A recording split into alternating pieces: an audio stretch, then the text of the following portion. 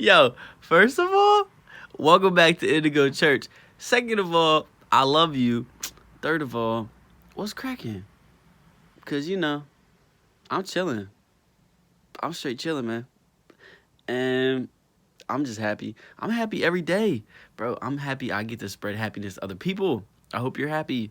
Yo, let's do this. I got some beautiful stuff straight from the Bible, coming to you straight from the Bible. So this morning, I read John chapter 6.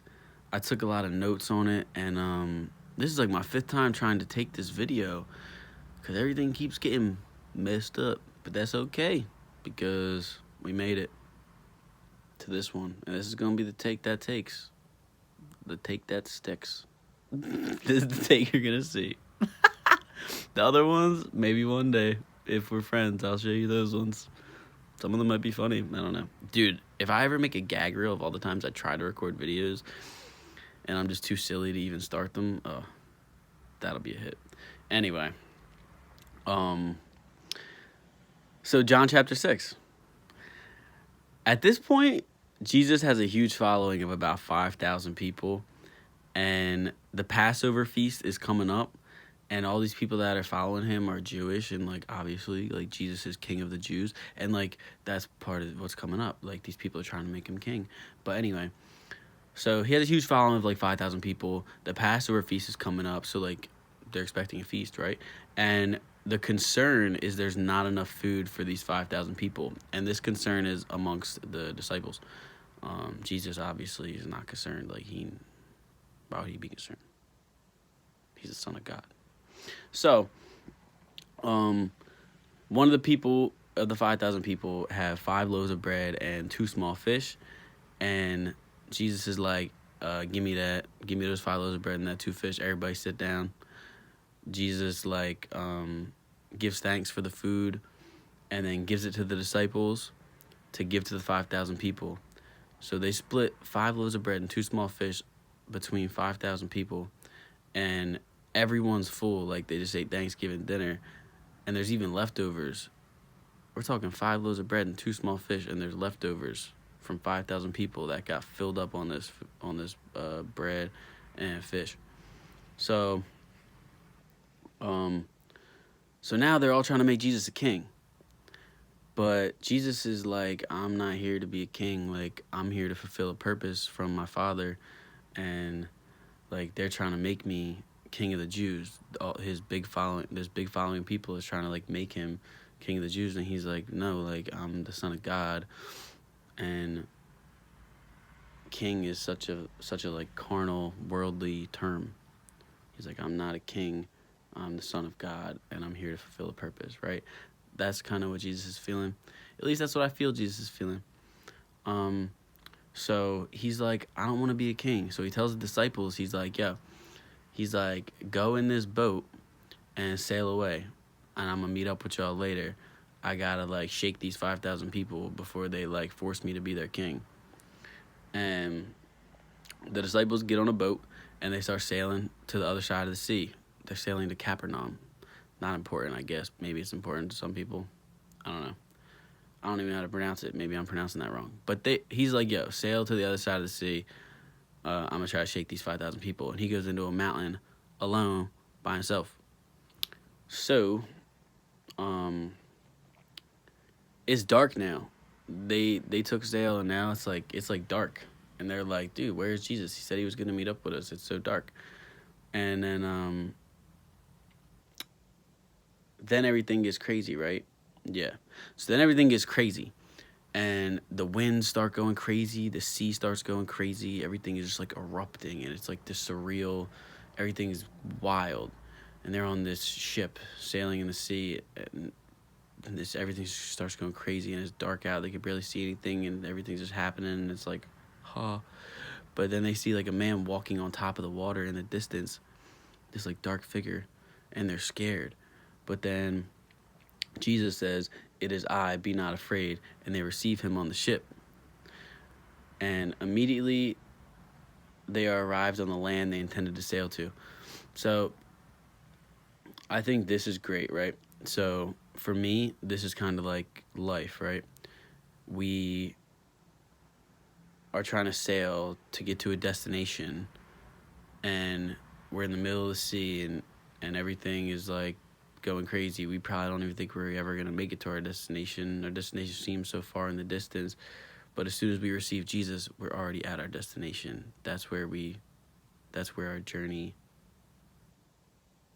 ends. That's the only place we can get to that'll be fulfilling, right? Because it's a never-ending sea until you receive Jesus, and then you reach your destination. And that's kind of what I got from that. Because as soon as they receive him, they arrived on the land they intended to sail to. Like, we're talking, the sea's going crazy. They're in the middle of the sea. They can't see nothing. It's just dark. And then they receive Jesus on the ship.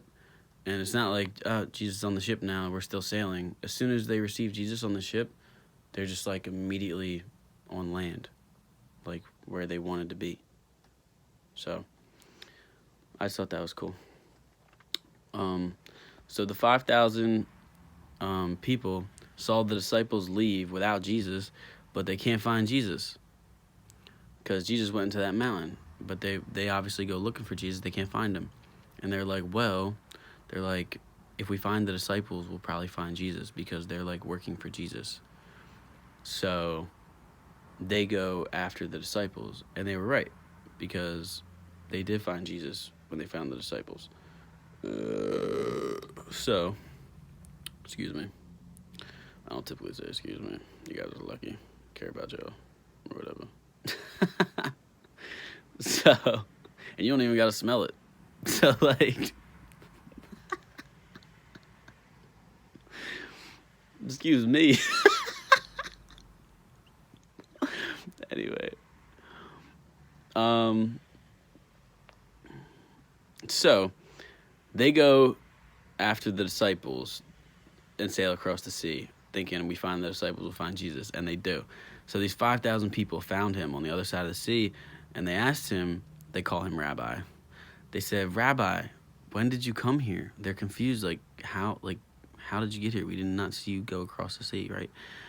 And Jesus answered them and said, and this is verbatim this is John chapter 6, verse 26.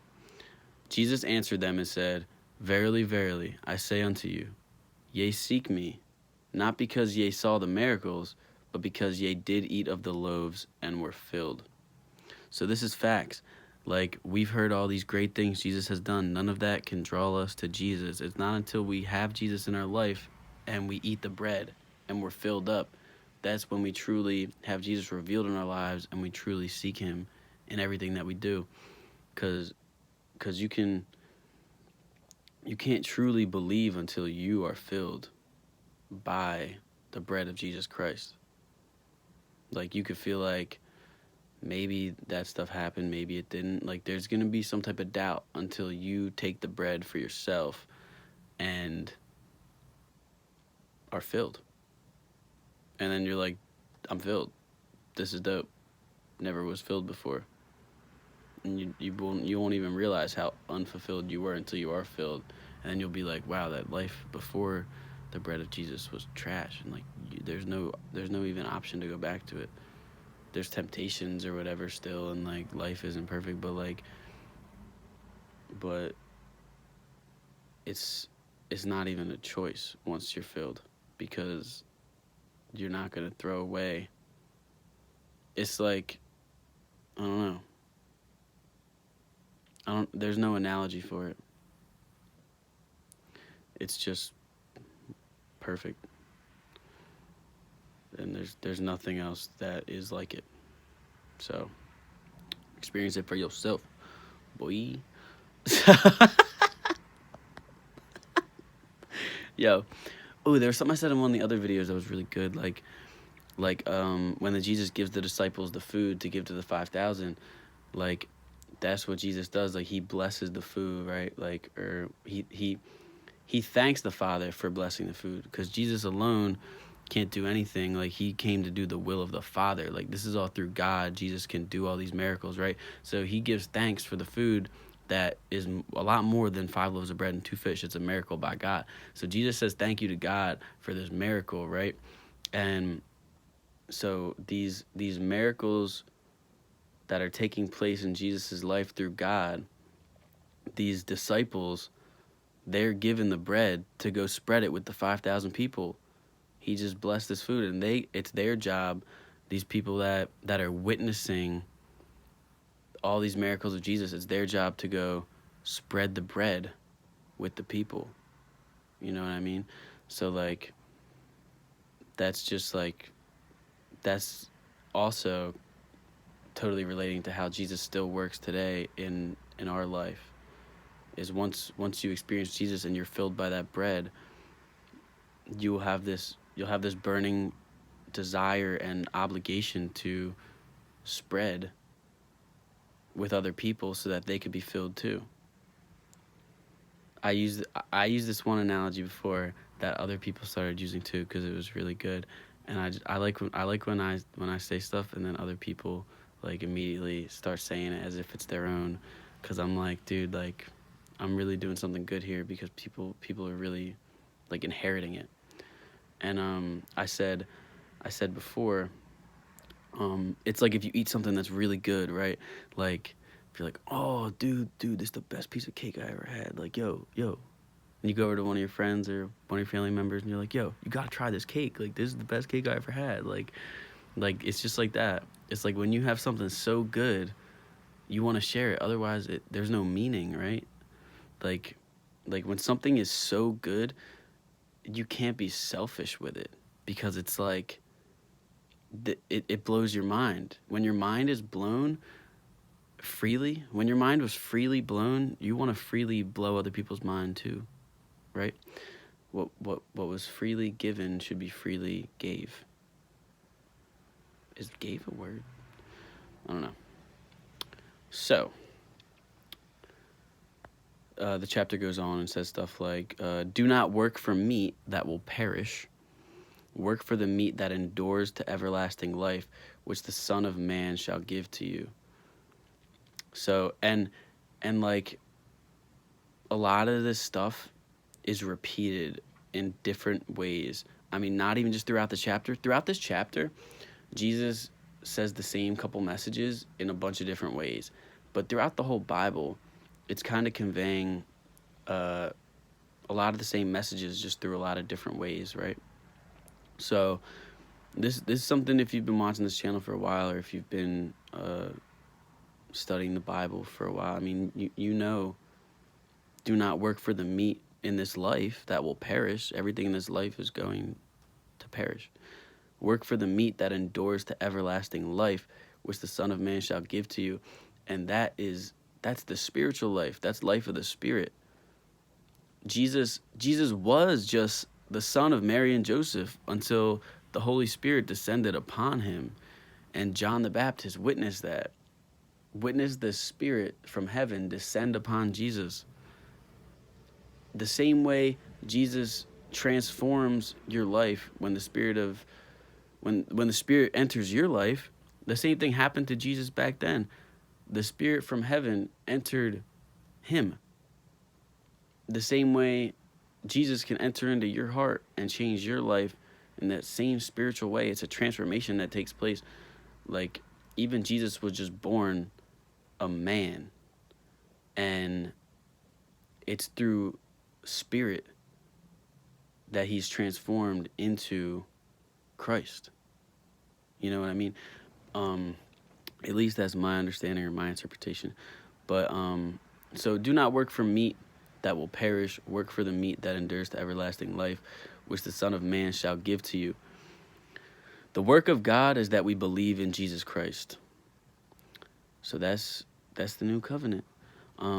So he kind of, I feel like there's a he has this thing where he's talking to these 5,000 people, and he starts telling them all this stuff, and they pretty much all turn away from him, because he goes against a lot of like the old covenant, I suppose. Not a lot of it, but he just says some stuff that really rubs people the wrong way. He says, Moses gave not the bread from heaven, but God gave the bread from heaven. Right? And they believe in like Moses gave them the 10 Commandments, true, did all these miracles, true, but Moses alone did not do anything. It's through God, right? So he's saying Moses did not give the bread from heaven. God gave the bread from heaven. And he's saying, like, now the bread of God is me, is what Jesus is saying. He's like, and I came down from heaven to give life to the world. And he's saying, like, he's gonna give his flesh for the world, right? Like, he's gonna die for us so that we could have life. So we could so the Spirit can be spread to all of us, the Spirit that descended from heaven upon him. So, and he fulfilled the covenant, like he lived the perfect life for us with the Spirit of God, so that we could all inherit that. You know what I mean? So so the bread of God is he which came down from heaven and give life to the world. Jesus says that Jesus says, he that cometh to me shall never hunger or thirst. Jesus says, ye have seen me and believe not. Whoever comes to Jesus will not be cast out. Jesus came from heaven not to do his will, but the will of the Father. Facts. I'll read that one more time. Jesus came from heaven not to do his will, but the will of the Father. Everyone that see the Son and believe in him will be raised up and have everlasting life. So the Jews do not believe he came down from heaven and he is the bread, since they know his parents, right? They're like, you didn't come from heaven. They're like, you came from Mary. Like, we know your parents. But John the Baptist is a witness of this, like of the spiritual realm of things. It's not just cut and dry what you see, because seeing is not believing. It's once you have the bread and you're filled, right? Then it all happens inside of you. That's why you're filled. You're filled from within. So no man can come to Jesus unless God draws you to him. So, like, and I'll elaborate on my own journey. Like, I didn't even necessarily know if I believed in Jesus yet. This all started with God. I prayed to God, and God drew me to Jesus and showed me the truth through the Bible, right? God was working in my life first. Like, I couldn't come to Jesus unless God drew me to him, and I could vouch for that. So, I mean, I could vouch for the whole Bible. This stuff is just true. But, so no man can come to Jesus unless God draws you to him. Here's another verse verbatim from the chapter. John chapter 6, verse 45. It is written in the prophets, and they shall be all taught of God. Every man therefore that hath heard and hath learned of the Father cometh unto me. I kind of read that without even understanding it. I read that so blankly. Read it one more time and try to understand. It is written in the prophets, and they shall be all taught of God. So I suppose all people should be taught of God. And every man therefore that hath heard and hath learned of the Father cometh unto me. So no man has seen the Father except Jesus. Jesus assures whoever believes in him will receive everlasting life, reassuring he is the bread. Jesus says how the people who ate the manna in the desert are dead. So this is going back to Moses. The people that Moses gave the bread from heaven, they died. But the people who eat the everlasting bread that God has offered through Jesus will not die. Jesus says, because Jesus died for us, we couldn't live a perfect life. So Jesus says the bread he will give is his flesh for the life of the world. Jesus says whoever eats his flesh and drinks his blood will be raised up on the last day. And this is so graphic. For me, I was even like, geez, and said it a couple times, like we're eating his flesh and drinking his blood. And it's like, yes, my flesh is food and my blood is drink. But it's kind of graphic and gritty, but it's just a very vivid depiction of how we consume Jesus. Like, you have to consume Jesus, like, inside. It's you're not eating flesh or drinking blood, but we, like, at church they mimic that. because, I mean, the Bible is telling us, right? Like, but I believe it's more of a spiritual thing. Like, eating his flesh and drinking his blood is really just you consuming Jesus and his spirit descending upon you.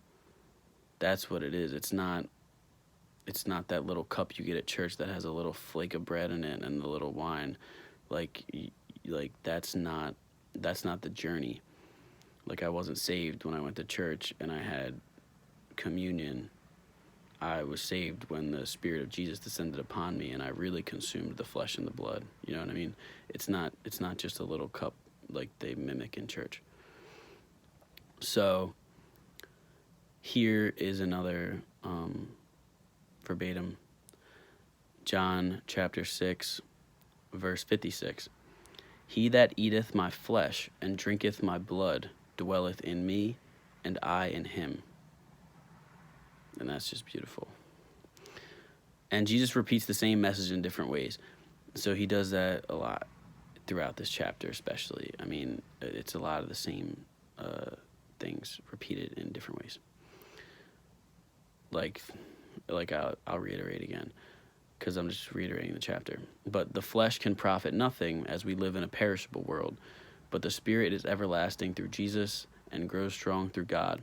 No man can come unto Jesus unless given by God the sight to see. So only God can guide us to Jesus, right? Which all this was already said. I'm just reiterating it because it was reiterated. It was reiterated a lot. Not a lot, but enough. After all this, many of the 5,000 people left Jesus, since they do not believe him. He asked the 12 disciples, "Will you also leave me?" Simon Peter answers, "Where shall we go when you have the words of eternal life? We believe and we are sure that thou art the Christ, the Son of the living God." And there's this one last part that is like the second to last verse in the chapter, where Jesus says, "Have I not chosen you 12, and one of you is a devil?"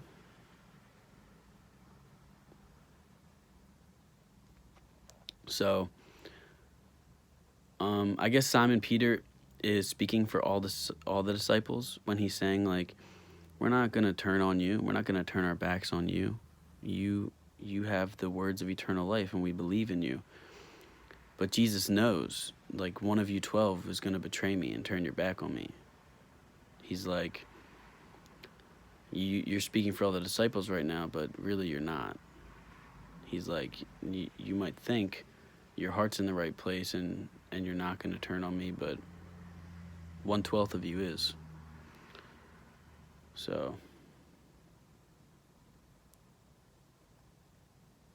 I mean, that's John chapter 6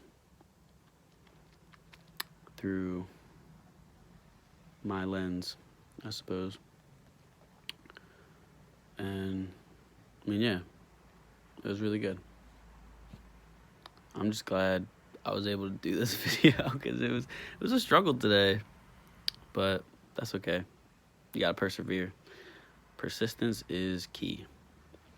So, I mean, I love you guys, and if you want to talk about life, whatever you're going through, I mean, this is a church community, not just a church service. So I'll put my number down in the comments if you just want to talk, you know, because we're not meant to go through life alone. So thank you for listening, and I hope to see you again back at this channel, maybe next Saturday or whenever you want to. I'll be here. So enjoy the rest of your day. I love you guys. Peace.